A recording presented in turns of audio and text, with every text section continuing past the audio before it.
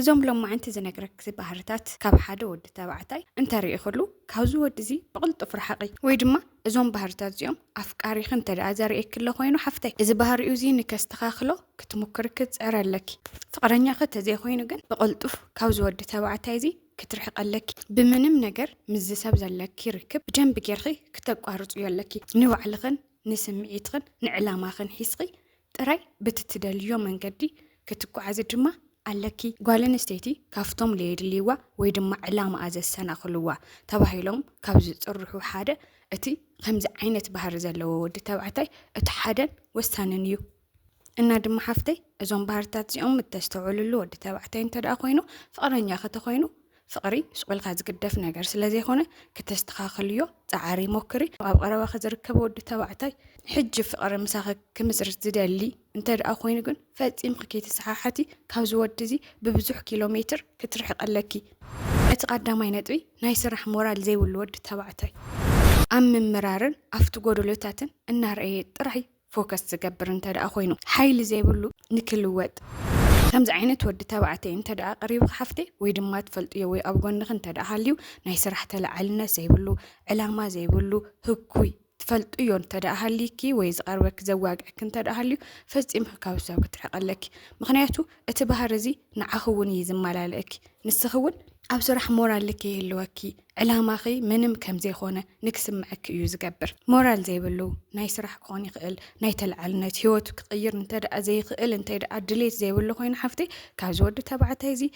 ብብዙሕ ኪሎ ሜትር ክትርሕቀለኪ ምንም ምክንያቱ እውን ኣየድልየክን ወዲ ተባዕታይ ጥራይ እውን ኣይኮነን ኣብ ዙርያኺ ዘለው ሰባት ከማኺ ዓይነት ዕቤት ዝደልዩ ወይ ድማ ዕላማ ዘይብሎም እንተደኣ ኮይኖም ንስኺ እውን ከይፎተኺ ከምኦም ይኽእል ልድሕሪት ትጉተቲ ስለዚ ድማ ሓፍተይ ልድሕሪት ካብ ልጎትኺ ሰባት ክትርሕቅን ናቶም ሰባት መንገዲ እውን ንከይትኽተልን ክትጠንቀቐለኪ ንስኺ ኣብ ዕላማኺ ኣብቲ ስራሕኺ ኣብቲ ቀፃሊ ሂወትኺ ራእይኺ ፎከስ ክትገብሪ ድማ ኣለኪ እቲ ካልኣይ ነጥቢ ድማ 24 ሰዓት ወይ ድማ ኣብ ዝረኸብኽዮ ኣብ ዘዋግዕኽዮ ቁፅሪ ስለ ስጋዊ ርክብ ዘዋግዕ ከምዚ ዓይነት ወዲ እንተደኣ ኮይኑ ፎከሱ ዕላምኡ ኣብቲ ብሓደ ምሕዳርን ብሓደ ዝግበር ነገራትን ጥራይ እንተደኣ ኮይኑ ሓፍተይ ከምዚ ዓይነት ወዲ ግዜን ሰዓትን እውን ክትብዮ ኣይግበአክን ልኽብርኺ እውን ኣይምጥንን ኣብ ርእሱ ዘሎ ድማ ንሱን ጥራይ እዩ ካሊእ ክሓስብ ስለዘይኽእል ሓፍተይ እዚ ሰብ እዚ ሓደ ግዜ ዝተበከለ ስለዝኾነ ክትርሕቅዮ ኣለኪ ሳልሳይ ነጥቢ ድማ ንዕቀት ዝተመልኦ ወዲ ተባዕታይ እንተኮይኑ ንዓኺ ይኹን ንኻልኢት ጓል ኣንስተይቲ ንዓኺ እንዳኽበረ ንኻልኢት ዝንዕቕ ኮይኑ ካብ ኣንደበቱ ዝወፁ ቃላት ዘይቆፃፀር ንሰባት ክብሪ ዝትንክፉ ነገራት ዝዛረብ እንተደኣ ኮይኑ ሓፍተይ እዚ ገና ኣይበሰለን ዘሎ ማለት እዩ ንደቂ ኣንስትዮ ፈፂሙ ክብሪ ዘይብሉ እንተደኣ ኮይኑ ድማ ሓፍተይ እዚ እውን ክትርሕቀለኪ እንተደኣ ኣይ እዚ ኮን ዓይ ኣይፀርፈንን እዩ ንኻልኦት ደቂ ኣንስትዮ እዩ እንተልክ ድማ ሓፍተይ እዚ እውን ዓብይ ጌጋ እዩ ምክንያቱ ንጓል ኣንስተይቲ ዝፀረፍ ኩሉ ንጓል ኣንስተይቲ ክብሪ ዝንካእ ኩሉ ንስኺ እውን ጓል ኣንስተይቲ ኢኺ ንዓኺ እውን ይምልከተክ እዩ እዘን ደቂ ኣንስትዮ እዚአን ክጠፍኣ ተለዋ ንስኺ ናጋንኮ ክብሪኺ ወራዲ ተፀራፊት ከም ትኾኒ ድማ ክትፈልጥን ክትግንዘብን ኣለኪ ስለዚ ድማ ሓፍተይ ንኻልኦት ሰባት ዘየኽብር ንዓኺ ዘየኽብር ወዲ ተባዕታይ እንተደኣ ኮይኑ ምዝ እውን ክትፀንሒ ኣይግበአክን እቲ ራብዓይ ፈፂሙ ዘይበሰለ ወይ ድማ ናይቶም ሕማቃት ባህሪ ዝተላበሰ ወዲ ተባዕታይ እንተደኣ ሃልዩ ክዳን ዘይተኸደንኺ ወይ ድማ ጥራይ ነብስኺ ኮይንኺ ዝተስኣልኽዮ ፎቶ ለኣኽለይ ዝብለክ እንተደኣ ኮይኑ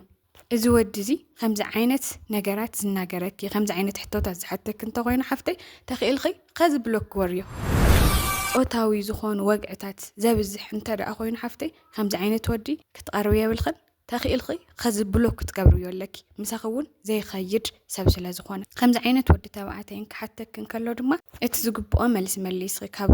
ጎንኽ እንተደኣ ዘይርሕክዮ ፈፂሙ ኣይመሃርን ደጋጊሙ ምሕታት እውን ኣይቀርን ምክንያቱ ብዙሓት ደቂ ኣንስትዮ ሓፍተይ ኣሕዋተይ ከምዚ ዓይነት ፎቶ ለኣኽልይ እንዳተባሃላ ብፍቅሪ ሽፋን ተሸፊነን እንዳለኣኻ ድማ ኣብ ማሕበራዊ ሚድያታት ብዙሕ ነገር ክበፅሕ ንርኢ ኢና እዚ ቪድዮ ፖስት ክገብሮ እየ እዚ ፎቶ ፖስት ክገብሮ እየ ክንዲዚ ዝኣክል ገንዘብ ለኣኺ እንዳበሉ ብዙሓት ከሳቀይዎን ይስተውዕል እዩ ስለዚ ድማ ልምንታይ እዩ ዝዕላማ እዚ ልምንታይ ደልይዎ ዝወዲ ተባዕታይ እዚ ክንደይ ዝውጋዕ ነገር እንዳሃለወ ኣብ ከምዚ ዓይነት ነገራት ዝፅመዱ ስለዚ ድማ ሓፍተይ ከምዚ ዓይነት ምልክታት ትርእሉ ትኾንኺ እዚ ወዲ እዚ ተኽኢልኺ ሕጂ ብሎክ ወርዮ ተዘይኮይኑ ድማ ክትጠንቀቕን ካብዚ ሰብ እውን ክትርሕቕን ኣለኪ ፍቅረኛኺ እንትኮይኑ ድማ እዚ ባህርታቱ እዚ ከወግድ ንስኺ ክብርቲ ከም ዝኾንኺ ክተርእዮ كتمهريو دما يقبأكي اتطراي نفسك تلقي فوتوكو نسخ مبت أيو لك تحاسب تخليقي أفكاري ينتخوينو يفلطون ديالك تلقي تخونيقي نجرجن بتالي دما على إثيوبيا ብዙሓት ደቂ ኣንስትዮ ዋጋ ዝኸፍላሉ ዘለዋ